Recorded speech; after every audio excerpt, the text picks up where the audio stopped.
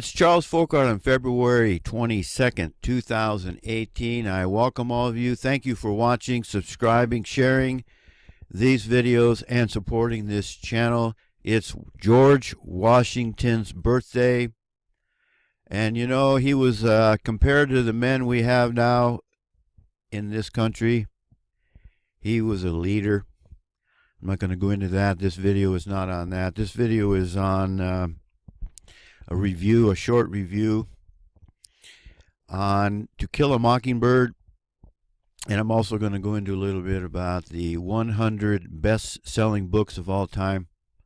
But I want to go back to Washington. You know, I was thinking about this the other day. I can't think of a single leader in this country that I give any credence to. Maybe I'm missing somebody out there. If you got any people or any men that you think are leaders,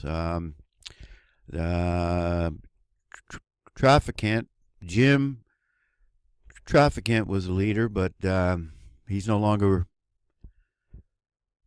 alive. He's no longer with us. He spent, what, 7.5 years in the Gulag because of the Esau Edomites. You know, this isn't about leaders in this country, but we have a lack. Some people think Trump is a leader. Compared to George Washington, Trump can't even hold a candle to men like Thomas Jefferson, James Madison, George Washington, but I digress. So let's move on to the book here. I've been looking at, I want to write another book. So I want to write another book, but I want to, you know, I want it to be read and on a wide spectrum, but without the help of New York, put the triple parentheses around publishers. It's not going to get a lot of advertising, a lot of marketing. It's going to have to be done all on the alternative. And my book was already banned. It was removed on both Lulu and Amazon.com. So I'm being, you know, I'm trying to figure out what the best way is.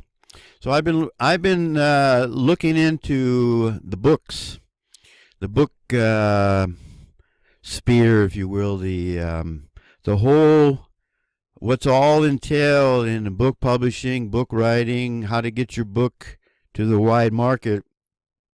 And I've been also reading books that are by authors that are pretty successful. And my experience with the book, for me, is that I've really got to be into it. I got to have my whole being in it, because there's a lot of work in a well-written book. A lot of people think it's pretty easy to write. It's not. It's very difficult for me, and it took 6 years to finish this book because I was so emotionally involved.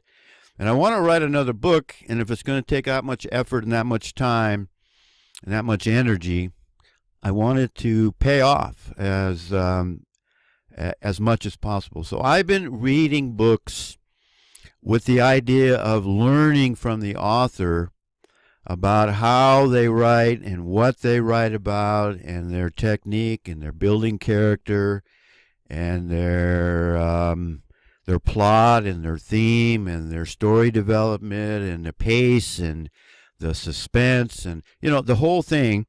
And I picked up a copy of To Kill a Mockingbird, and that was a pretty well read book here in the United States. It's the best-selling book. It's something you have to read when you're in high school. And I found out why. It's because it's mostly propaganda. So I picked up To Kill a Mockingbird here at the library, and I just got through it the other day, and it was it was an okay written book. I don't think it's as good as they say it is, because first of all, it's not a true story, it's fiction.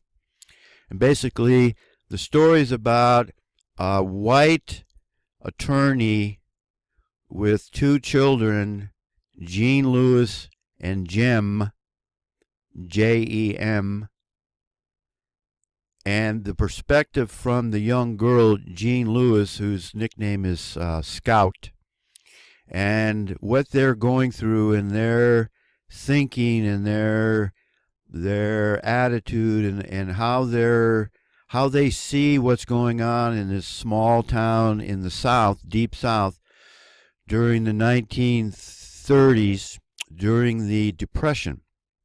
A lot of poor people there, and a young black man is accused of the rape of a young white woman. And just that alone told me that this book was going to get printed. It's fiction, but a lot of people, a lot of Americans are going to read this book, and they're going to come away with it as that actually happened, and how noble it was for this white attorney to defend this black man when everybody else in town, for the most part, thought he should not defend this black man. And I'm not going to tell you the story about all that. You'll have to read the book for yourself. What else drew my attention to this book was it's been banned because of its use of the N-word. So I wanted to read this book to see how the N-word was used. And I wanted to learn how the N-word was used in the 30s, because I remember my father especially using the N-word and my uncle using the N-word all the time. And we lived in just outside of Detroit, and my father was a building contractor. My uncle was a brick mason, a mason.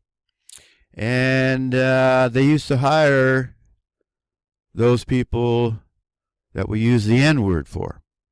And I heard him talk about, there was two words they put together, lazy and the N-word. So I was interested in the use of the N-word because this book is being banned because of the use of the N-word. And I found out, one thing I'll tell you as an aside, the N people use the N-word in this book quite a bit. So why is it okay for the N people to use the N-word, but it's not okay for the white people to use the N-word? So I'm not going to use the N-word here because I don't want some troll to come on here and report me to YouTube and the N-word police, and then I get in trouble on my channel. But I want to read to you a portion of this book because a lot of cucked, brainwashed Americans will read this book and they will go away programmed and brainwashed. And I'm going to set the scene here. The young girl, Scout, Jean Louise, is in a classroom, and she's being taught by a young white woman. And now, remember, we're in the South, and this is what they learn while they're in the classroom. And this is one of the reasons that this book gets promoted and acclaimed, even though it does use the N-word. And I want to take the time, so bear with me. I'm going to read some of the portions of this book to you. So the teachers asked the students, the young students, I think they're in like, they're 6 and 7 years old, if I'm not mistaken, at this time. So what would that be, about the third grade, third or fourth grade? And they're asked to come to school with a current event. So I'm going to jump in here. I'm sorry, I don't have time. It would be a very long video if I went back too far. But Cecil Jacobs knew what a current event was, though. When his turn came, he went to the front of the room and began, "Old Hitler." "Adolf Hitler, Cecil," said Miss Gates. "One never begins with old anybody." "Yes, ma'am," he said. "Old Adolf Hitler has been prosecuting the persecuting, Cecil. No, Miss Gates, it says here, well, anyway, old Adolf Hitler has been after the Jews, and he's putting them in prisons, and he's taking away all their property, and he won't let any of them out of the country, and he's washing all the feeble-minded, and washing the feeble-minded? Yes, ma'am, Miss Gates. I reckon they don't have sense enough to wash themselves. I don't reckon an idiot could keep himself clean. Well, anyway, Hitler's started a program to round up all the half-Jews too, and he wants to register him in case they might want to cause him any trouble, and I think this is a bad thing, and that's my current event. Very good, Cecil, said Miss Gates, puffing. Cecil returned to his seat. A hand went up in the back of the room. How can he do that? Who do what? Asked Miss Gates patiently. I mean, how can Hitler just put a lot of folks in a pen like that? Looks like the government stopped him, said the owner of the hand. Hitler is the government, said Miss Gates, and seizing an opportunity to make education dynamic, she went to the blackboard and she printed democracy in large letters. Democracy, she said, does anybody have a definition? Somebody said, I raised my hand remembering the old campaign slogan, Atticus. Atticus is Jean Louise's father. He's the attorney who's been appointed by the judge to represent the black man who's accused of the rape of the white woman. What do you think it means, Jean Louise? Equal rights for all, special privileges for none, I quoted. Very good, Jean Louise, very good, Miss Gates smiled. In front of democracy, she printed, we are a democracy. Now, class, repeat after me. She says, say it all together. We are a democracy. You see how they're brainwashed, folks? We're not a democracy. We are a republic. When Benjamin Franklin came out of the convention, someone asked him, a woman asked him, what have you given us? And he said, what? You know all this. A republic, if you can keep it. And here it is, 1930, and we haven't kept it. We are a democracy. We said it. Then Miss Gates says, that's the difference between America and Germany. We are a democracy, and Germany is a dictatorship. Dictatorship, she said. Over here, we don't believe in persecuting anybody. Persecution comes from people who are prejudiced. Prejudice. She enunciated carefully. There are no better people in the world than the Jews. And why Hitler doesn't think so is a mystery to me. An inquiring soul in the middle of the room said, why don't they like Jews, you reckon, Miss Gates? I don't know, Henry. They contribute to every society they live in, and most of all, they are a deeply religious people. Hitler's trying to do away with religion, so maybe he doesn't like them for that reason. Cecil spoke up. Well, I don't know for certain, he said. They're supposed to change money or something, but that ain't no cause to persecute them. They're white, ain't they? Miss Gates said, when you get to high school, Cecil, you'll learn that the Jews have been persecuted since the beginning of history, even driven out of their own country.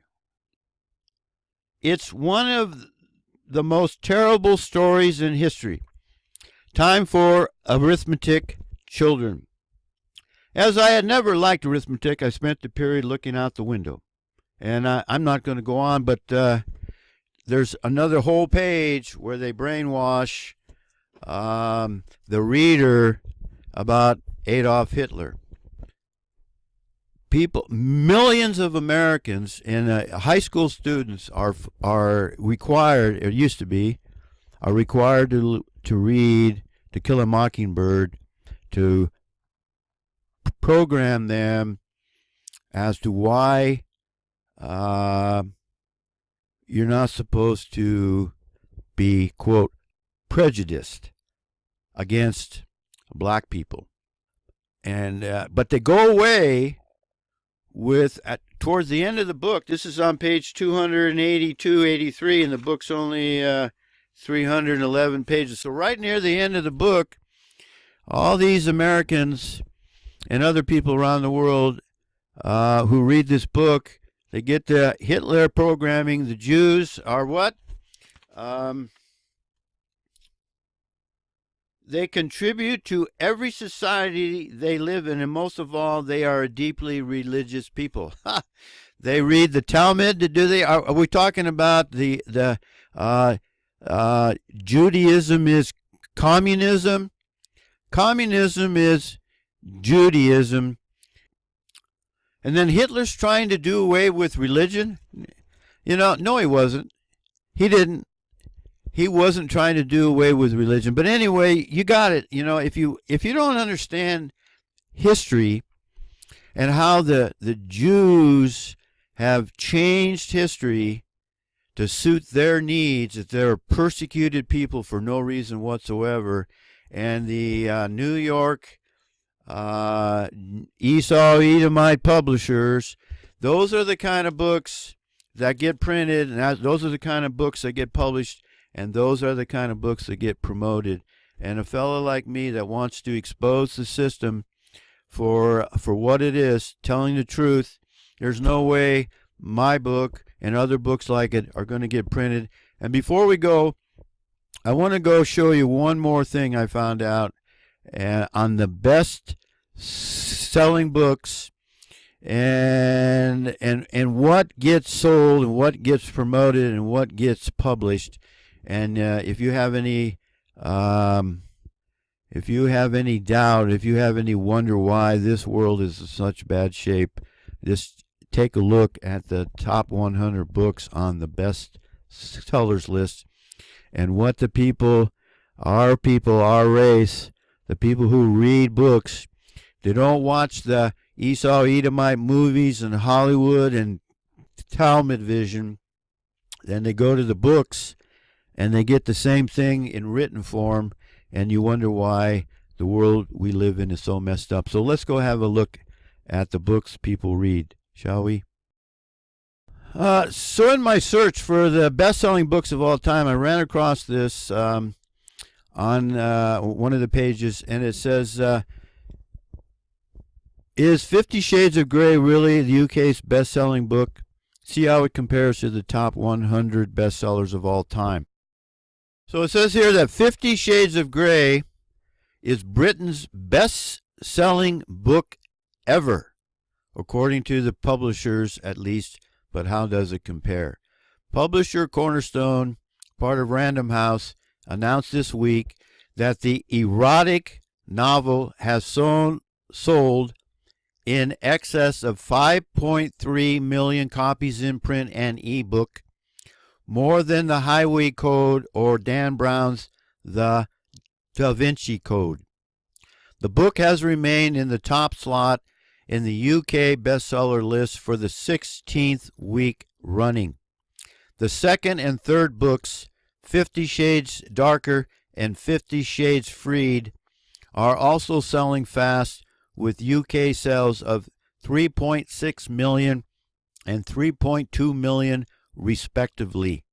Combined UK sales for the trilogy are in excess of 12 million copies, and with rights to the book sold around the world and published in languages including Albanian, Chinese, Russian, Serbian, and Vietnamese. And I'm not going to read all of this, but it says 50 Shades books have only just been published. They are already a powerful force. 50 Shades itself has sold 3,758,000 copies, with the two follow-ups, 50 Shades Darker and 50 Shades Freed, selling over 2 million copies each. So this 50 Shades of Grey is the best-selling UK, the Brit book of all time. And you might be wondering, well, it must be a pretty good book. It's probably got something in there, subject or topic I'd be interested in. Maybe I'm going to have to check it out. Well, if you look at, it's not going to sell. If you look at the other books on the best-selling list, there wasn't one single book that I saw on the 100 top best-selling books of all time that I would even want to read. Now, isn't that amazing? And I'm a book reader. I've been reading books since I learned how to read in the Catholic school I went to in the first grade. I was considered, as far as I could tell, my grades at school, I'm considered a pretty good reader. But I wouldn't want to read any one of those books. I'm going to put this in here as an insert. I spent quite a bit of time in Asia and the Middle East there, and I like to go to used bookstores whenever possible, even here in the United States. And I find it very, very hard to find good books in a used bookstore because most people don't read good books. But I wanted to show you a picture of a bookstore in Bangkok, which is one of the largest used bookstores that I've been in. I haven't been in any big cities like L.A. and New York in many, many years. But in Bangkok, I would take a trip down to the largest outside open air market in the world, the Chatuchak market. And I went to this bookstore, and I thought it would be of interest to you. So let's go have a look at that, shall we?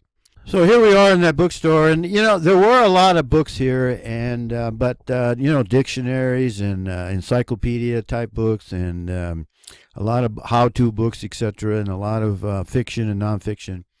But I found it very, very difficult here while I was in this bookstore to find anything. And part of the reason was he didn't have it very well organized. I tell you what, if he would have organized his book a little better and he would have had an online operation, he could have sold a lot more books. I mean, here's the guy here. I talked with him quite a bit, and he'd sit there all day long. Yeah, I never saw him move around and do anything. He had this other guy here sitting with him, and they got books and books everywhere, folks. And I spent a lot of time in here when I was in Bangkok. And anyway, that's the used bookstore. That's one of the biggest bookstores, used bookstores I've been in, and it's very hard to find a good book there. And so you're probably wondering, well, what is this 50 Shades of Grey about? So why don't we go have a look at that, shall we? So here we are, Jupedia, 50 Shades of Grey. 50 Shades of Grey is a 2011 erotic romance novel by British author E.L. James, originally a Twilight fan fiction with Christian Grey. You notice how they got it's a fiction book, but he has to use the word in there, Christian, as a non-vampire Edward Cullen, and Anastasia Steele as a Juan. I don't know what that is. Gammon Bellaswan.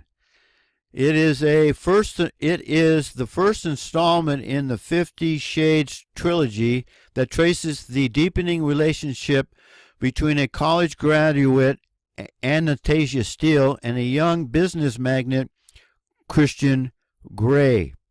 It is notable for its explicitly erotic scenes featuring elements of sexual practices involving bondage, discipline, dominance, submission, sadism, masochism, which is BDSM. Originally a self-published as an ebook and print on demand. Publishing rights were acquired by Vintage Books in March 2012. 50 Shades of Grey has top bestseller list around the world, selling over 125 million copies worldwide by June 2015. It has been translated into 52 languages and has set a record in the United Kingdom as the fastest selling paperback of all time. Critical reception of the book, however, has tended towards the negative, with the quality of its prose generally seen as poor. And of course, Universal Pictures and Focus Features produced a film adaptation which was released on February 13, 2015, and also received generally unfavorable reviews. So there you have it, folks. If you're an author and you want to become pretty famous as an author, and you're not really concerned about the truth, and you want to be pretty sure that your book's going to be accepted by the Esau Edomite publishers, then you're going to want to follow the format, the model, and the examples of other books that have been written, that have been accepted, and that people want to read. And guess what? The truth and real life reality is not what the publishers are interested in, and it's not what the general public, the people who read books, are interested in. You can go look up the 100 top best-selling books of all time, and you'll get an understanding of what I'm saying. And one more comment I have, one more observation I have: the coming judgment isn't going to be because of the Esau Edomites. It's going to be because of the Caucasian race, the Israelites, who love the sin that they're involved in. And we're getting closer every day, aren't we, folks? The coming judgment is because we love our debt. We love to be entertained.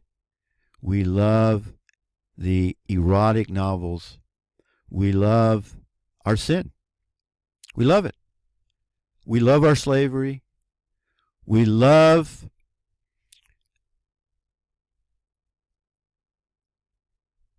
the vice, the gambling, the pornography, the love of money. You remember, the root of all evil is the love of money. We love serving the other master, even though we can't serve two masters, because we will love the one and hate the other. We love the wrong master. And I would submit that that's why the judgment that's coming is not because of the Esau Edomites. They're going to get their due, but we could put an end to this if we would stop giving the Esau Edomites our money. We love paying the federal income tax too. We do, for the most part. We don't complain about it. It's illegal, and we give our money to the Esau Edomites, who control our government, so they can go fight wars, and they can use it against us, so they can use it to take away our weapons. We love it. We love it. Don't talk to people about doing anything about putting a stop to what we're doing, that we're providing our funds. I haven't bought a damn thing from Amazon.com since they took my book off of their website. Even though it's convenient, they make it very easy to take your money. I haven't bought a damn thing, but I don't pay for cable television. I don't pay ESPN. I don't buy anything. It's almost impossible not to give the Esau Edomites your money. I get that. But it is very possible to give them the very, very least amount that you can. And most people, most Israelites, most Caucasians are not willing to stop giving their income, their earnings, to the Esau Edomites. In fact, we have guys like John Hagee who tell you he's going to give your money to Israel and the Jewish people. I had a guy here not too long ago on one of my YouTube videos on Kapner. You can put the triple parentheses around there. He said, I support Kapner, and if I had $1 million, I'd give it to him too. Yeah? See? We love giving our money to the Esau Edomites. And nothing's going to change until we decide that we're not going to give them our money. And it's starting to crack. The NFL's having a problem. The mainstream media's having a problem. Boy, we could bring down their kingdom. We could bring down their whole edifice if we would just stop giving them the Lord's money. We don't give the 10% we're supposed to give to the Lord. We don't give that, for the most part, to his causes, his people. But we love to give 10% or more to the Esau Edomite controlled government, the Hagees of this world, the Osteen, put the triple parentheses around Osteen, etc., etc. We can't wait to go into the casino, owned for the most part by the Esau Edomites. Money, I see it all the time. It's all around here, folks. We put that hard-earned money in there. We love doing that. But to support our own cause, nah, ain't not interested. Not interested. I want to thank you for watching. Thank you for sharing these videos. And I thank you for supporting this channel. And may the grace of God, our Father Yahweh, the God of the Israelites, the non-Jewish Israelites, may his grace be upon us all, for it should be obvious we most certainly need it. See you. In America, you have a right to be stupid, if you want to be.